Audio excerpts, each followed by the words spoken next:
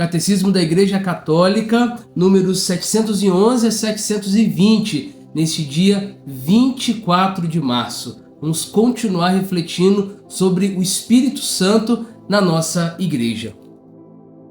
Hoje nós vamos ficar um pouco mais atentos nesse Espírito Santo que ajuda na expectativa da vinda do Messias. Vamos concluir a parte do Espírito Santo no Antigo Testamento. Eis que vou fazer uma coisa nova. Isaías 43, 19. Duas linhas proféticas vão desenhar-se, uma levando para a espera do Messias, a outra para o anúncio de um Espírito novo. Ambas convergindo no pequeno resto, o povo dos pobres, que aguarda na esperança a consolação de Israel e a libertação de Jerusalém.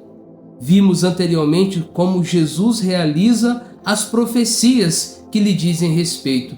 Limitamo-nos aqui àquelas que aparece mais a relação entre o Messias e seu espírito.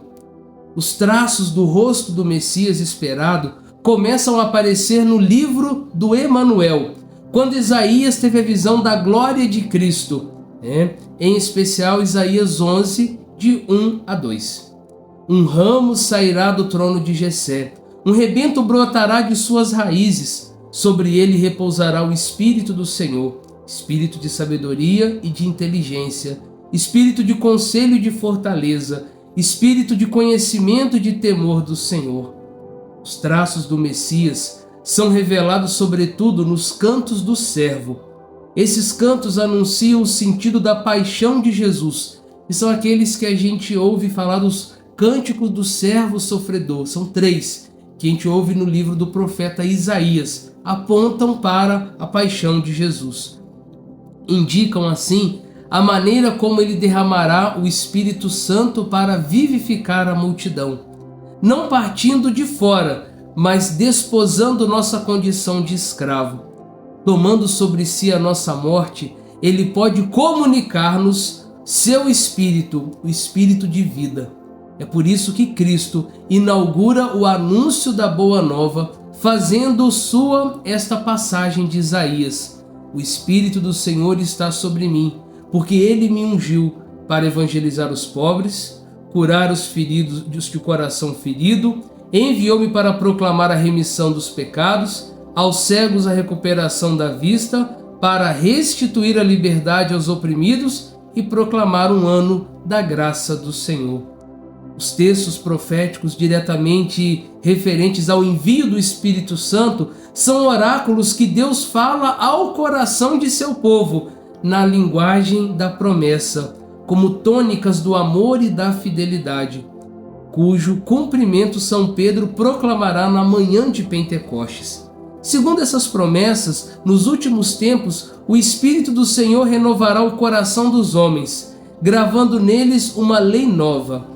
Reunirá e reconciliará os povos dispersos e divididos, transformará a criação primeira, e Deus habitará nela com os homens da paz. O povo dos pobres, os humildes e os mansos, totalmente entregues aos desígnios misteriosos de seu Deus, os que esperam a justiça dos homens, não dos homens, mas do Messias, é finalmente a grande obra da missão escondida do Espírito Santo durante o tempo das promessas, para preparar a vinda de Cristo. É a sua qualidade de coração, purificado pelo Espírito, iluminados pelo Espírito, que se exprime nos Salmos. Nestes pobres, o Espírito prepara para o Senhor um povo bem disposto. Então, a partir de agora, nós vamos começar a ver não só o Espírito Santo no Antigo Testamento, como nós vimos. Agora nós vamos começar a ver o Espírito Santo no Novo Testamento, como aos poucos ele vai se mostrando. Inicialmente por João Batista, o precursor, profeta e batista. Houve um homem enviado por Deus, seu nome era João.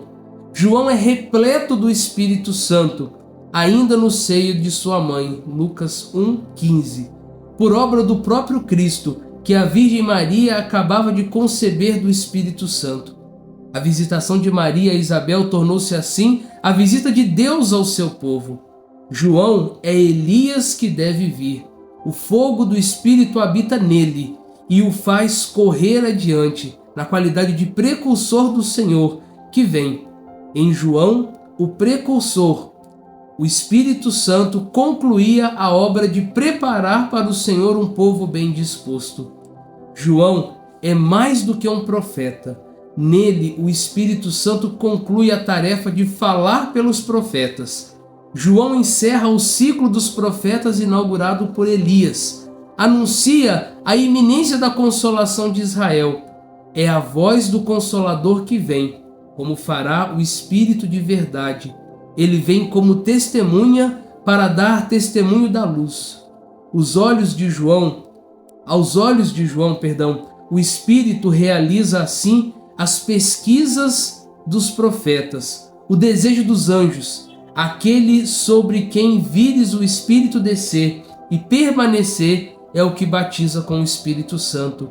Eu vi e dou testemunho de que ele é o Filho de Deus. Eis o Cordeiro de Deus.